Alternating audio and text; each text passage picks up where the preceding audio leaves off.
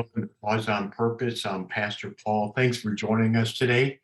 Wanted to start a whole new month. It's May, and it's a great time to start a new word, a new subject. And what a great word we have for you today. When you think of the word perseverance, who or what comes to mind?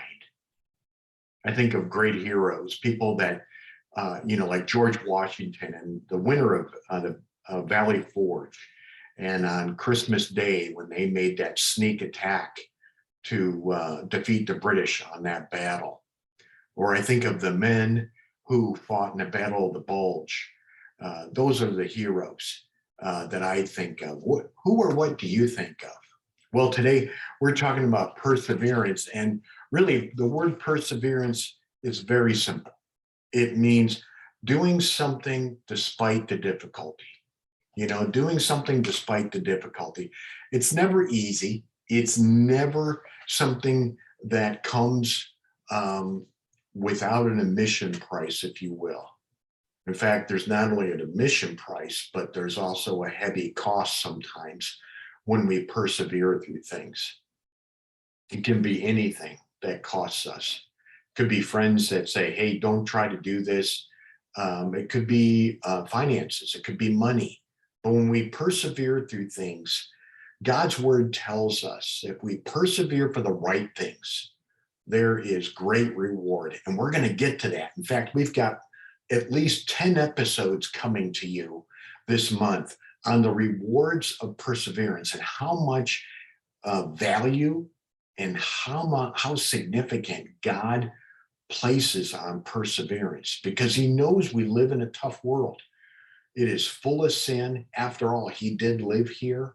And so today, as we walk through this idea of perseverance, we're going to be focusing for 5 sessions this week on the whole idea, not only of perseverance, but from the perspective of a race.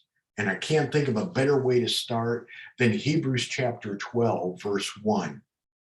Listen to what it says. Therefore, since we have such a great cloud of witnesses surrounding us, let us also lay aside every encumbrance and the sin which so easily entangles us, and let us run with endurance the race that's set before us.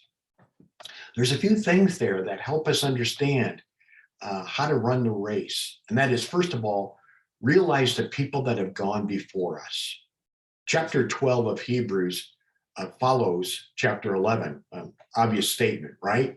But it's significant because there is a cloud of witnesses in chapter 11 that the writer of Hebrews says, look, if these people can do it, then we can do it. In fact, those people in chapter 11 never saw the person of Christ, never read about the person of Christ. They only heard he was coming. You and I live on the other side of the cross. We know Christ came. We know why he came, and we read it in his word. The men and women in chapter 11 didn't have that, and they persevered and earned a reward. So the author of Hebrews says, how much more should we?